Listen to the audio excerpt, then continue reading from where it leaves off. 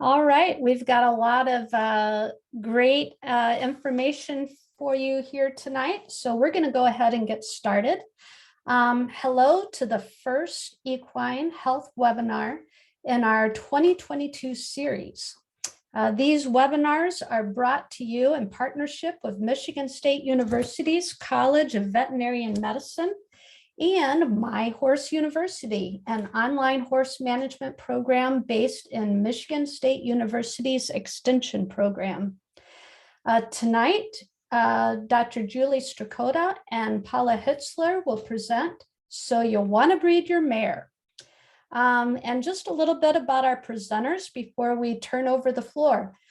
Dr. Julie Strakota has developed and instructs 2 clinical clerkships focused on equine theriogenology and primary care in the College of Veterinary Medicine at Michigan State University.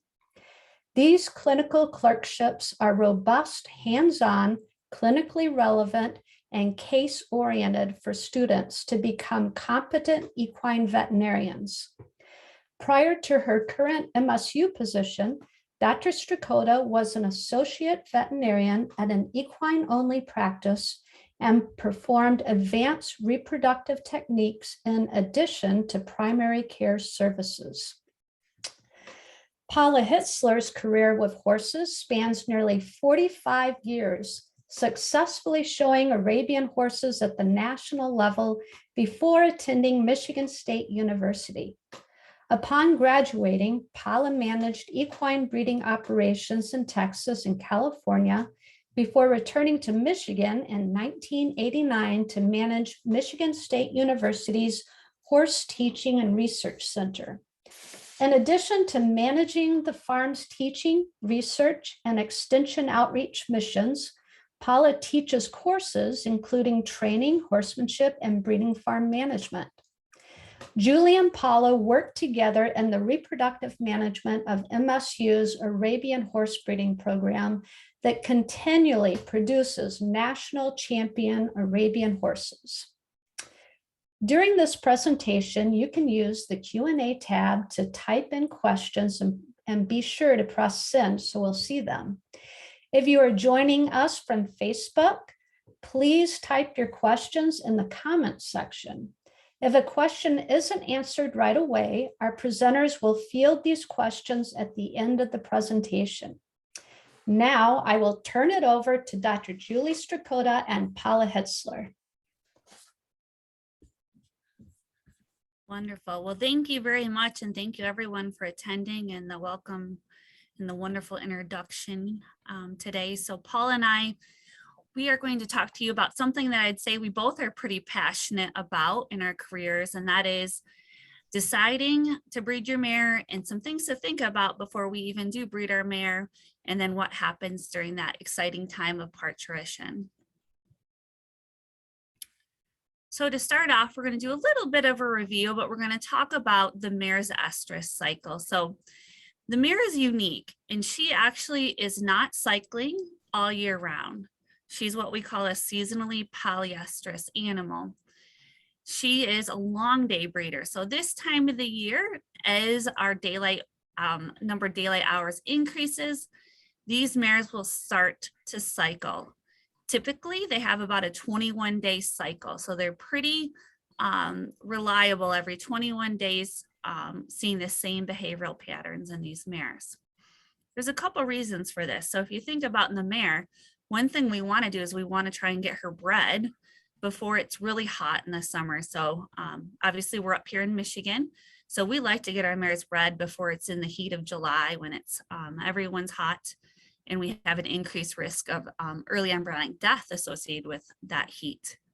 We also want to have our foals born in the spring when we have optimal weather and nutritional conditions. So here in Michigan, we probably are not going to have good pasture until late April into May. And so this goes along with the mare's estrous cycle. So she's typically cycling in her normal physiologic season, which would be April into maybe September and October. Like I said, so her length of her estrous cycle is 21 days, and she will be in active heat, meaning being showing signs, being receptive to that stallion for about 4 to 7 days. One thing to remember if you are doing some live cover work is the mare is unique in that she's going to ovulate and still show signs of heat for about 1 to 2 days. So that's 24 to 48 hours. So when we think about preparing our mare to be bred, I think it's really important to think and remember that breeding is a luxury. It's something that's always been, we talk with clients about, that not every mare is fit and conditioned to be a brood mare. So number one, she needs to be healthy. Okay, if you have a mare and let's say she's, you know, in her 20s and maybe she has PPID, she may not be a great candidate to be a brood mare. You want the mare to have proper nutrition. So you want to assess her body condition score. And that's what this picture depicts right here, is some of the places that will look for places where the mare will deposit fat. And so we really don't want a mare that's too thin, and we really don't want a mare that's too fat going into that breeding season. We also want to look at mares and make sure that they have healthy hoof care, and so that they have a, they're not having laminitis or a history of foundering, and anything like that that may impact her ability, number one, to get pregnant, and number two, to carry that foal to term.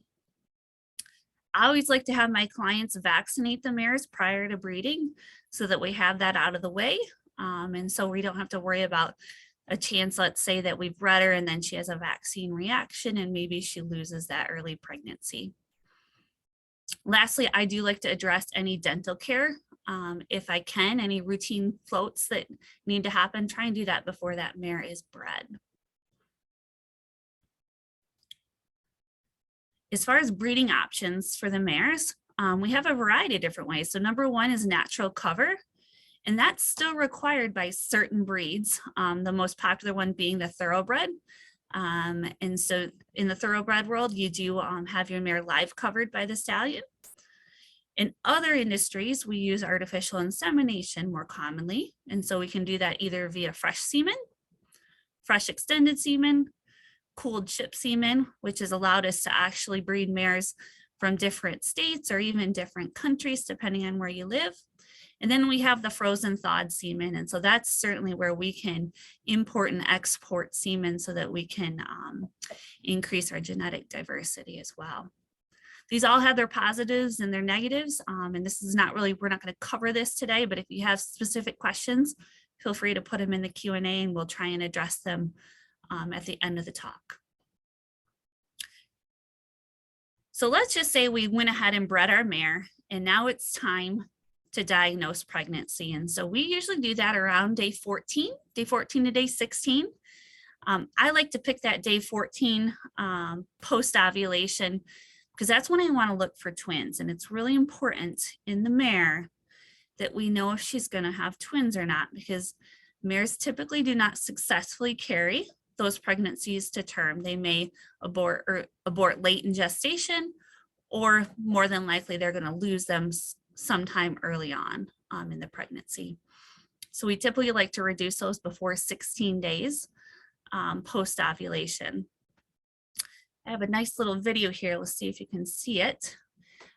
So this is actually an ultrasound of a mare that is around day 25 of gestation. And if you can see this little flickering on the screen, that is actually the heartbeat of that pregnancy. So we can usually see that embryonic heartbeat around 25 days of gestation. So that's another great checkpoint. So usually we check them and make sure these mares are in foal, check them for a heartbeat.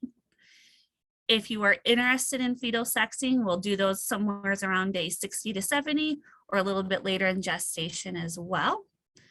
And then the one thing that I would really suggest is that you consider doing a fall check on your mares.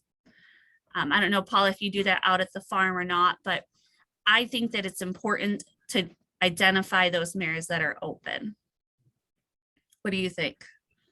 I always do a fall check, and I try to do that before we start our rhinopneumonitis vaccines, because if for some reason she's open, I don't really need to be vaccinating her at 5, 7, and 9 months of gestation.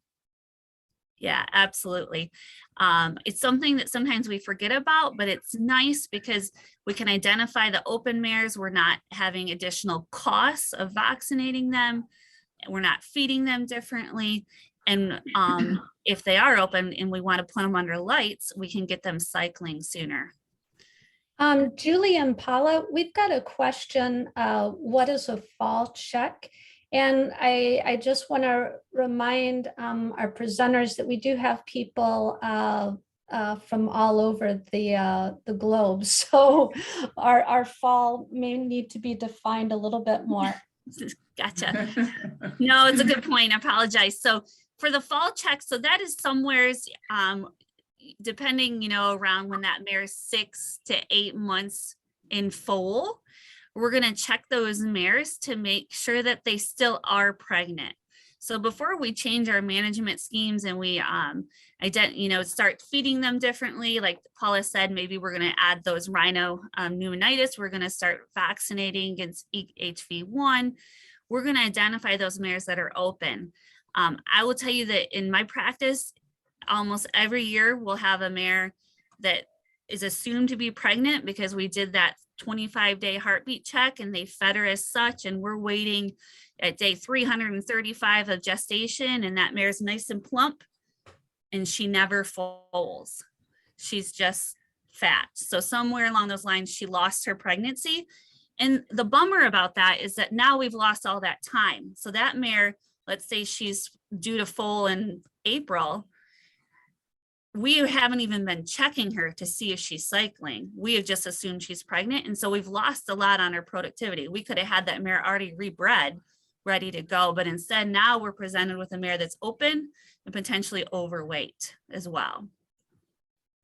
Actually happened to me. I almost am embarrassed to even admit that. We had a mare in the barn. You know, we bring them in 30 days before they foal. And she was just big and fat. And I thought I went, why is this mare not developing an udder? And sure enough, we had her palpated. She looked pregnant and she was actually open. So it is a good idea to check before you make those other investments, such as extra vaccines and indoor care if it's an outside living horse. So I always think a good late fall check is a good idea. Yeah, absolutely. And then the last thing is, sometimes later in gestation, we may actually screen these mares for placentitis. So especially if you have a mare that all of a sudden she develops discharge from her vulva or lips, if she develops an udder or mammary gland, those are all indications that she may have something going on with her pregnancy. And so those are great times to have your referring vet out and make sure that that pregnancy and placenta are still healthy. So gestation of the mare, she's unique. She's around 11 months. So quite a long time that we are going to be dealing with a mare that's pregnant. So wide variation though. So don't assume that every mare is going to always foal at day 335. The good news is usually once she's had a couple of foals, you'll have a good idea as to what she likes to do and how she's going to do that every year. For me, good in that first 30 to 60 days of gestation, I really like to treat my mares kind of like fine china, to be honest. And I really want to focus on management. So I want to limit stress. So I don't want to see my early pregnant mare out running and pacing the fence, working herself into a sweat. I also prefer to not have these mares travel. So if you have a show mare, those first 60 days or so, I really would prefer that you leave her at home. Try and limit the risk of her developing any sort of disease or illness. Remember that if she develops a fever, she is at a greater risk of early embryonic death. And lastly, something to remember is if you're going to administer any sort of medication, make sure you check with your home vet and make sure that that is safe for a pregnant mare. There are certain things, like for example, steroids, that are not safe at specific doses for the mare that's pregnant. One thing I'd like to add about the limiting the stress aspect of it, we many times have people bring in their mares to breed to our stallions, and they want to bring them in right when they're showing signs of estrous and take them home immediately after being bred. And I try to talk people out of that. Basically, I would prefer to have the mare there for a little while so she acclimates to the new management style, so she can actually kind of relax into her new environment and stay at least until she's 45 days in foal. Because it does, I think the stress of those mares when they go to a new environment, if you're taking them to a breeding farm, is really problematic. And it really ends up costing you more money in the long run because that mare may not conceive right away. Yeah, that's a great point. As far as exercise goes, you know, in the first 7 months of gestation, we really say just treat her like she wasn't pregnant. And what I mean by that is if you want to exercise her, you want to ride her, that is absolutely fine. When she gets in those last 4 months of gestation or so, when you're starting to see a larger abdomen on her, the recommendation is to not, you know, force a sweat, no vigorous exercise. A lot of times these brood mares at that point are just sent out to pasture and they will exercise themselves. So that was just a question that I've received, especially when I was in private practice, a lot of what you can do. So the first 7 months, treat her like she wasn't, but then in that late gestation, when she's actually has gained some weight, limit the amount of vigorous exercise. As far as nutrition goes, once you have your mare pregnant, for the first 2/3 of gestation, you just feed her to that level of activity. And so we really want to focus on body condition score. So we don't want to get them too heavy. We don't want to get them too thin. And so usually I always cringe, but somewhere's around a 5 to a 7. I have on here a 5.5 to a 6.5 body condition score, but we certainly do not want them to be overweight. So we don't want to see them at an 8 or a 9, certainly. They are at a greater risk of laminitis. And they also are more likely to have a dystocia if they are overweight and not fit. One thing that has really, I think, changed broodmare practice and horse practice in general is we now have these ration balancers, and that's what these 2 pictures depict here. And I consider them sort of like taking your daily vitamin. And it has all the essential amino acids, vitamins and minerals that our horses need.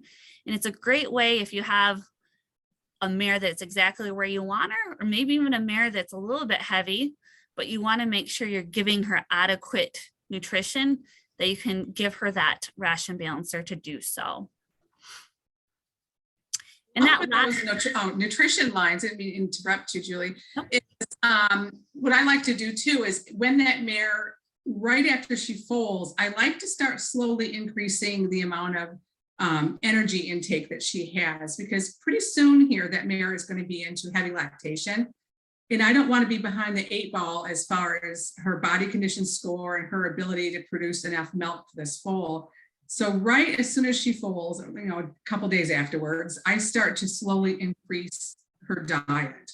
So what it's probably more concentrates in this case. So I just don't get her behind the 8 ball as far as lactating and weight.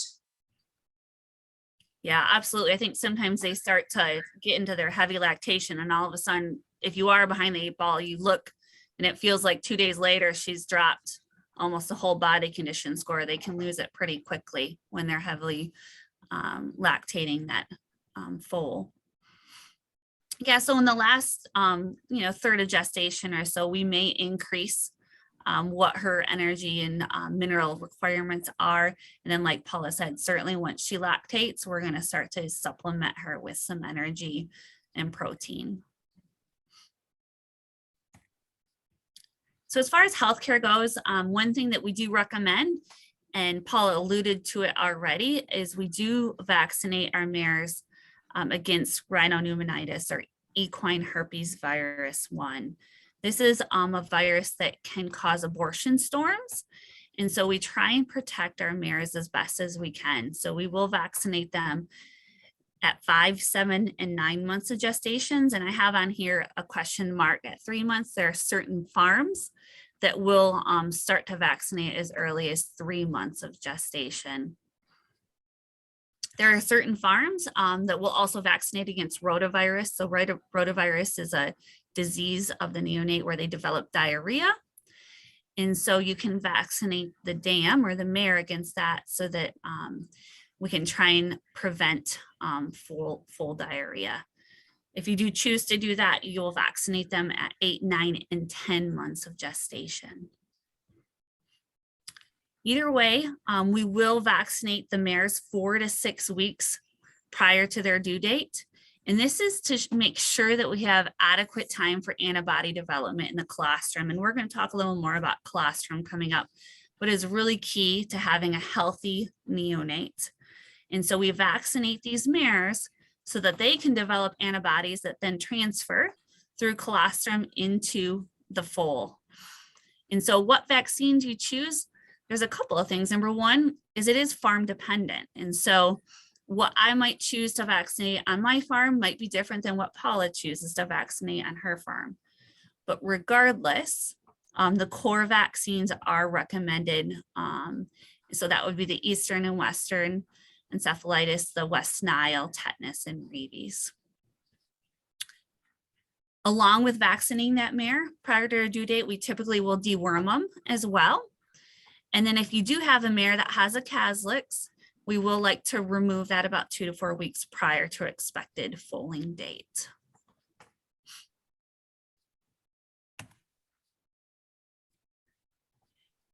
So as far as foaling systems goes, we were just going to describe the 3 types of foaling systems that you can have. And number one is you could have your mares foal out in pasture.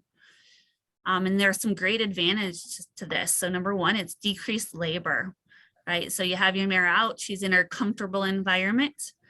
It's a clean environment often, you know, you have nice lush grass and it's more natural. Both the mare and the foal can exercise. And we may see some hardier folds as well in this sort of pasture foaling system.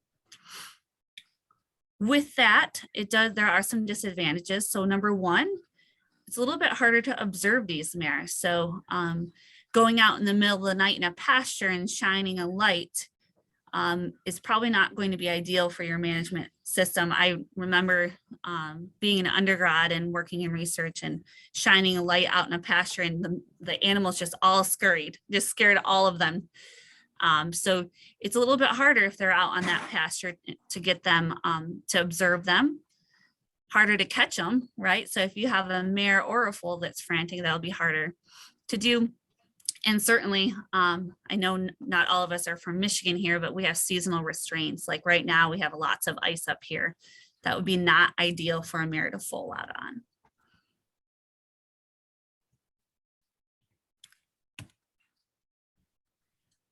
Another system would be a dry lot system. So you could have this mare up in a small paddock, and you can have the same advantages as being in a pasture. So she has area to move, the foal will have areas to move. But the same as far as the disadvantages go, a little bit harder in a small dry lot to keep them as clean, right? So you're picking up manure quite often, not as easy to observe.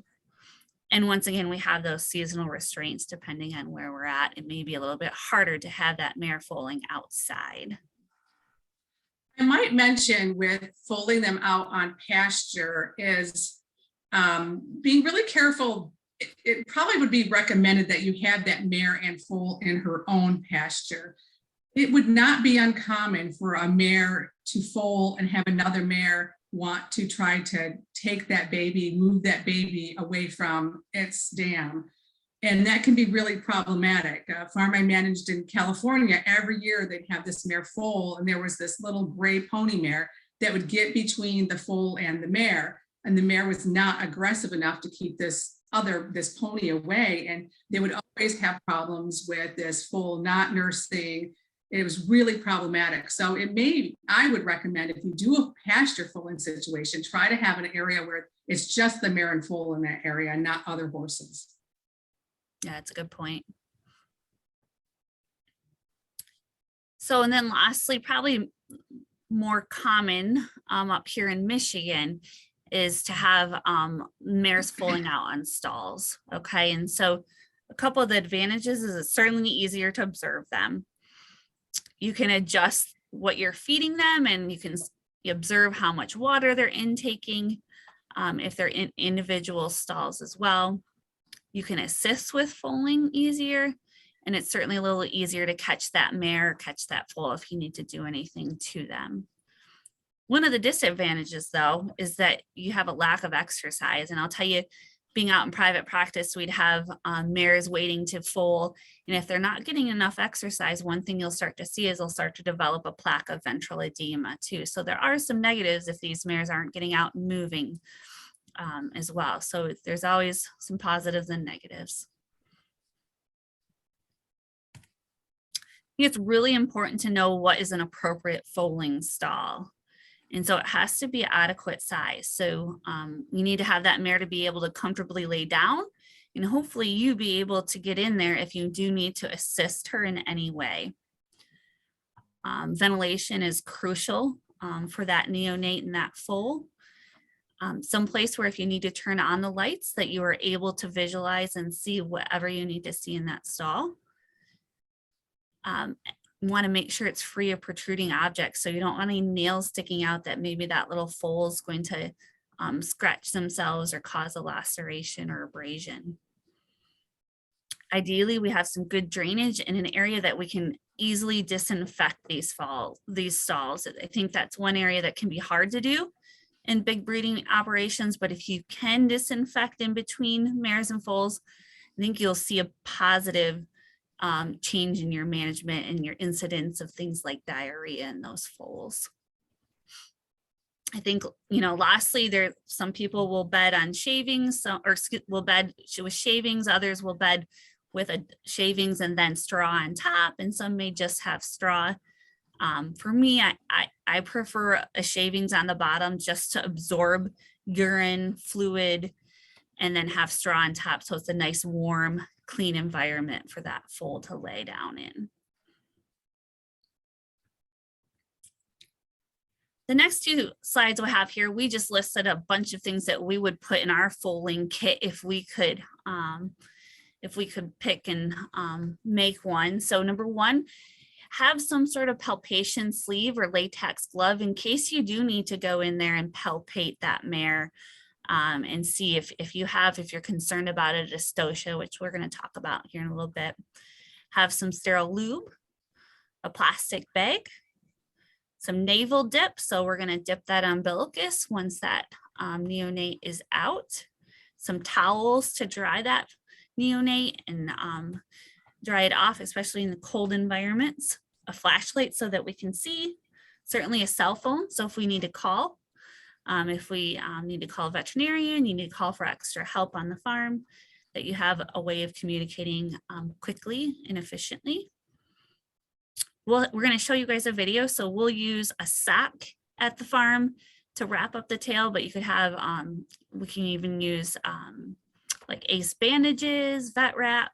You just want to make sure you don't get it too tight along those tails. A halter so that we can restrain that mare if we need to. Some needles and syringes. And then a few more things. And these are things that you will want to talk to your home vet, your regular vet, to make sure they're comfortable with you having. And certainly before you administer any of these things, it'd be nice for you to have this relationship and communication with your vet. But a lot of times on breeding farms, we'll have oxytocin. This is used for retained placentas. Banamine, so it's not uncommon that a mare will be uncomfortable after she has gone through parturition. So calling up your vet and asking if you could administer Banamine is something that's a common practice. You may want to have milk replacer on the farm, especially some of these big breeding farms. If you're lucky enough to have frozen colostrum, that's great to have. OB chains, we put this on the list. Some farms have this. You absolutely have to know how to use them.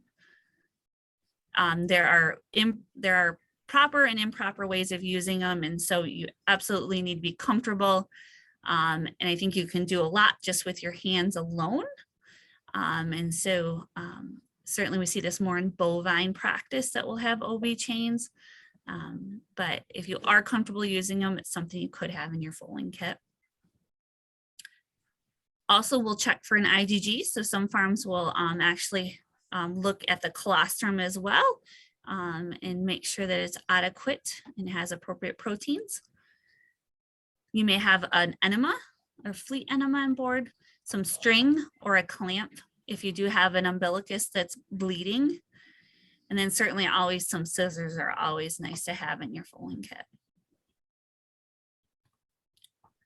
So now we are going to show you a video of Paula describing what mares look like when they're getting close to parturition. So today I thought I would share with my students, since they're missing these mares foaling because they're all home, is 3 mares that are due to foal. So this first dapple gray mare here is due April 11th. The mare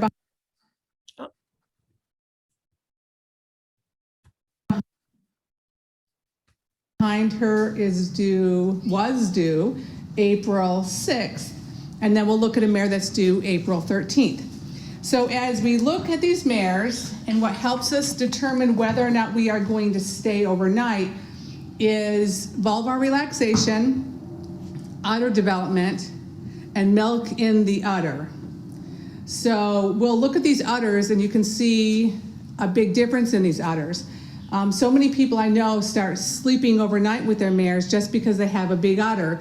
But if you start to look at what fluid is in the udder, you can do a really good job of determining foaling just by good observation skills, not having to have foal alerts or some of these vaginal implants or these devices that fit on the halter. So let's go ahead and look at this first mare that was due April 11th. And this will be her second foal. And if we look at her udder, she has a little bit of an udder, but her teeth look like little buttons. So this mare is a long way away from foaling. And the foaling dates are just an arbitrary date, basically. And I figure foaling dates 11 months from the last day bred, give or take 10 days either side.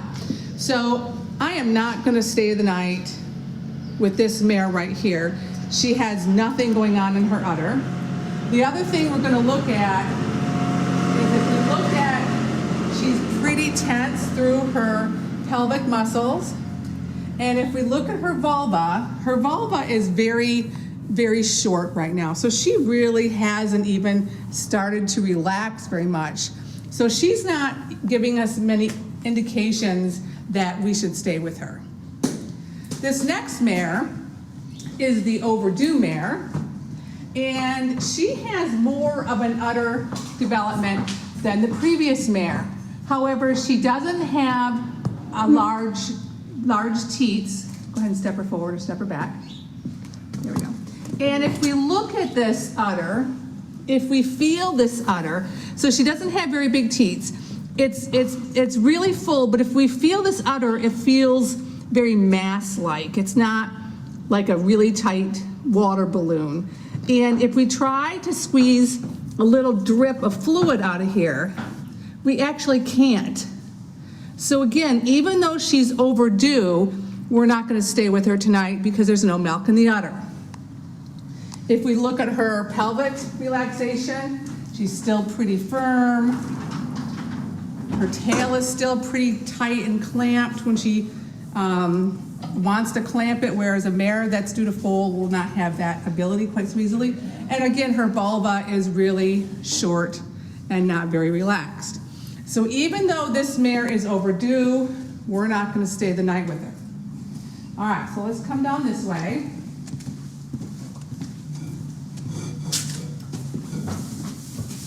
The tail wrap. Can you run in the med room and get the sock and the tape for me? All right, so this is a mare, and she's due April 13th. And so this mare is going to foal.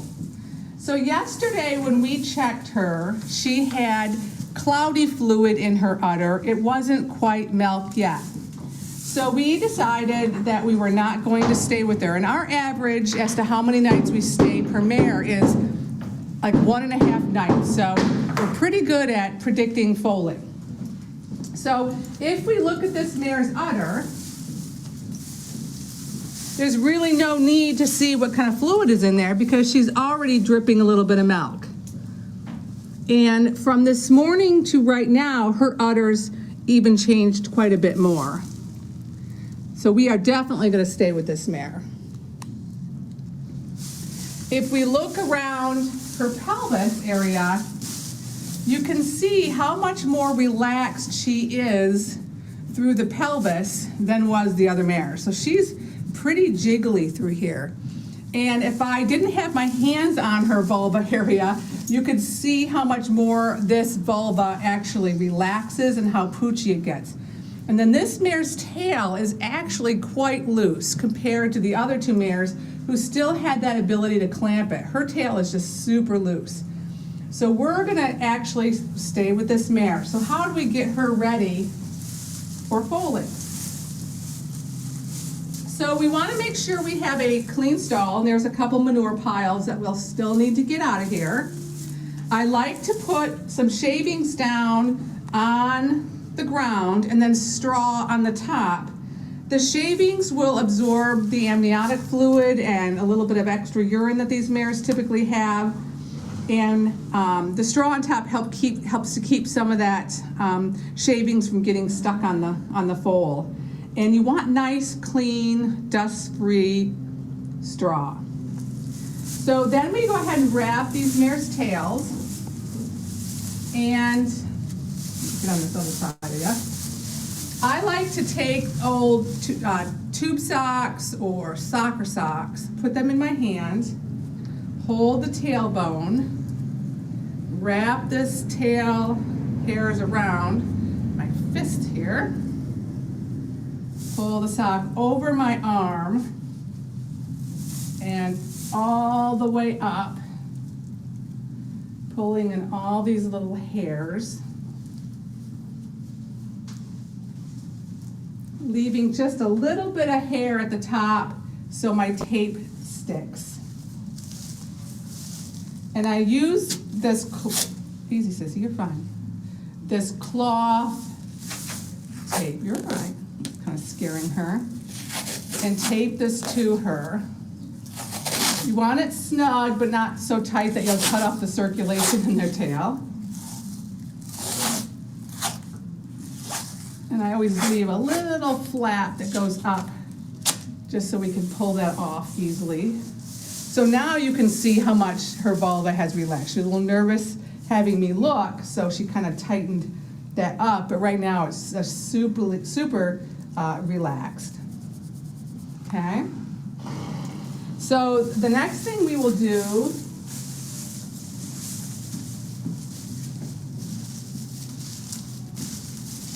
is I like to make sure their teats are nice and clean.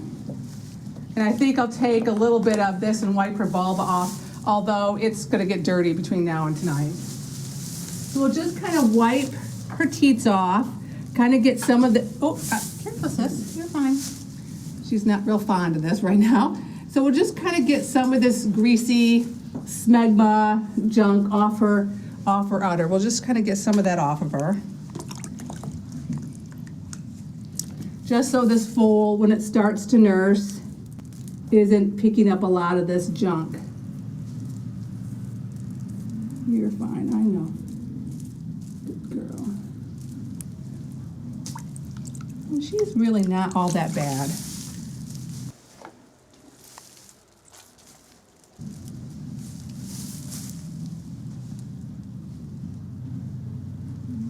So she's got nice, you're fine. Good girl. Good girl. Nice big pieces of wax on her teeth, so you're fine. So we will pick a little bit of this manure out of her stall. Maybe we'll put a little fresh straw in here. This mare came into the barn 30 days ago and received her spring vaccines, as well as she was dewormed. And we started feeding these mares that are in the barn now an individual diet. They were group fed prior to this. and put her in the foaling stall. And I like to leave a halter on these mares in case the mare is having difficulty foaling. We can restrain her. In case she gets overly protective of her baby, we could grab a hold of her easily. In case she decides that she wants to reject this foal. So I always like to have a halter on them the first night we foal, and just make sure there's nothing that they can get that halter stuck to. And so that's about it right now. We'll keep. Okay, hopefully that was helpful. Paula, did she foal that night? She did fold. She did fold that night, so it worked out pretty good. And we needed to make a video like that. That was during the first spring of COVID, and so the students didn't get a chance to foal out any mares. So we made this video for those students, but it worked out pretty good. That's wonderful. Thanks. So I know we're running a little short on time, so we'll keep buzzing here. So the teats will fill prior to foaling. I will say one caveat: sometimes maiden mares, so mares that are having a foal for the first time, she may or may not actually develop fill in her teats. She may not develop much of a mammary gland at all. There are a variety of different things you can do to try and predict when your mare is going to foal. Like Paula just described there, she's pretty successful just using your hands and your eyes and using your judgment. There are also things like milk tests, so you can evaluate the amount of calcium. You can also use pH strips, and you'll see a drastic drop in the pH. And it's supposed to be predictive with when the mare will foal within 24 hours. One of the things about mares is, remember, they tend to foal in the middle of the night. So it's also, we have lots of different systems we can use. On the far right, this is what we call a foal alert system. This will, once this magnet is removed from this, the detector, it's going to signal a variety of different, it can call cell phones and alarm people that this mare is foaling. Some people will also use cameras in their stalls as well. There's a variety of different things you can do. As far as foaling goes, we have 3 different stages to parturition. So the first stage is stage 1. You may not see much at all if this mare has had multiple foals in the past. A lot of times these mares can just look restless. They may start to nest, meaning they're going to start to paw at the shavings and build a little nest area. They may urinate and defecate frequently. They may be really anxious and maybe alert. So if you make a noise, they're going to turn and look at you right away. One thing to know is if this behavior continues and you don't see any progression, you may want to call out your vet, or at least call and let your vet know that, hey, I think my mare is foaling. I'm not really sure if this is normal or not. So stage 2 in the mare, she is unique in that this is rapid expulsion of the foal, okay? This needs to be typically less than 30 minutes.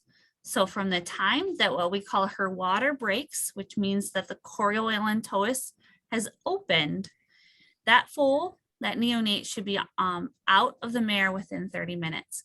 If you do not see any progression in about 10 to 15 minutes, I would be calling your vet as well to let them know you have an emergency. This series of the 3 pictures below is just a great idea of great depiction of what a normal foaling looks like. So this clear sac around the foal, that is called the amnion. And then as you can see in a normal presentation of the foal, you'll have the legs will be a little bit offset of each other. And then you will see this is the muzzle of that neonate coming out. So this is the normal presentation that we like to see when that mare is foaling. One thing to alert you of and to remember, if you ever see your mare is foaling and you see a tissue that is bright red protruding from the vulva of the mare, this could be a sign of an emergency. While this is rare, this is called red bag. And what this means is that there's premature separation of your placenta. So the chorioallantois is separating from the endometrium of the mare. And why this is an emergency is because we're having, the foal is now in a hypoxic environment. It's not receiving enough oxygen. You as the client will need to bluntly puncture this, open the placenta, and pull that foal as quickly as possible. So this is one foaling emergency where you as the owner or as the manager, you're going to need to think on your toes, open that bag and get that foal out. That is not typically something that if your vet's a half an hour away, will not make it in time for this. So stage 3 is expulsion of the placenta. So the mare's going to pass her placenta. Sometimes mares will be really crampy and act colicky while this is occurring. Make sure you do not pull on that placenta. You don't want to rip the placenta. And so what this picture in the upper right depicts is this is the placenta or the fetal membranes hanging out of the mare, and they've just knotted or tied that up so that the mare is not stepping on it, so that it's not touching the mare's hock. Some mares may try and kick at it if it is. So just try and tie that up. And hopefully she's going to pass that within 3 hours post-foaling. If she doesn't, that is considered retained, and recommendation to call your vet to receive further guidance. Our general guidelines for foaling, 3 rules in 3 hours. That foal should stand within 1 hour, should nurse within 2, and that mare should pass her placenta by hour 3. So, I mean, one thing to talk about is when should you be concerned about the neonate? When should you be concerned about the mare, right? So, you know, for me, if that mare is actively colicking, there can be some emergencies associated with that. Mares can have a bleed, a uterine artery bleed. If that foal is just not interested in standing up, maybe it's obtunded, those are things that would warrant a call and further intervention. One thing to keep in mind, because I've actually heard this from my students when they've described a foal, they've said this foal is tired. And to me, that's a red flag. This foal really needs to and wants and should feel like it's got to get moving. So it should be up on its sternum. It should be holding its own head up, and they do kind of these little kind of movements with their head and neck. Those are all really good signs. If that foal just comes out and is kind of limp and lays flat, that's a problem. I would have contact your veterinarian, but roll this foal up on its sternum, maybe start rubbing him. We need him to take some good deep breaths, but foal should come out and look tired. Yeah, it's a really good point. Absolutely. If everything is going well, still recommend having a neonate exam within the first 24 hours of life in that foal, just to make sure you have adequate colostrum in that mare. We'll test the IgG in that foal and just make sure everything is on the correct track. As we mentioned earlier, so colostrum is that first milk, and it has all those important antibodies that our foal needs. So what we vaccinate for up here in Michigan might be different than what you vaccinate in New York, which might be different than what you vaccinate in California. So really recommend you coming up with a protocol for your mare with your regular veterinarian. So foals will pass meconium, and that is the first feces. And so this is a really dark, sticky feces. And usually these foals will pass this within about 3 to 6 hours post parturition. And so usually what happens is that foal stands up, that foal nurses, and shortly thereafter that foal will pass that meconium. If the foal is acting colicky, so if they're rolling on their back, if maybe they're just straining, so sometimes they'll strain and flag their tail a lot, those are signs that maybe we have some meconium that's trying to pass and that foal is having some difficulty. Your veterinarian may recommend giving an enema. One thing I would say is be in contact with your vet, because more than one enema can be detrimental and can cause some negative side effects. And so multiple enemas are not recommended without vet advice. And also, like Paula mentioned in the video as well, we want to make sure we look at that mare's attitude. So I've had mares that reject their foals and trying to work with them to decide how best we can manage the situations. I've had cases where we've actually had to just orphan the foal because the mare was too dangerous and harming the foal. But hopefully most of the time we can work with them and have them accept that neonate.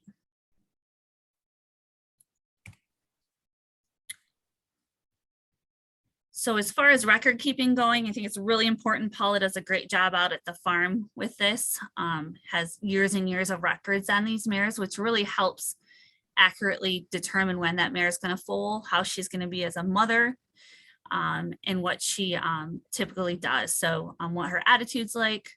Does she drip milk? Does she have lax before she foals? And they tend to be very consistent year to year. So in that postpartum mare, it's amazing the changes that occur in that first month after parturition. There's tremendous amount of uterine involutions. Some mares will get bred back already in that first month after delivering that foal. The endometrium's regenerating. And it is normal for about the first week postpartum that you may see some discharge that'll be dark in color, so dark red or brown, coming from the vulva of the mare. This is called lochia. It is part of the normal involution process, but it should not have a smell to it. So if it has an odor, I would recommend having someone evaluate your mare and make sure that you don't have an infection within her uterus after parturition.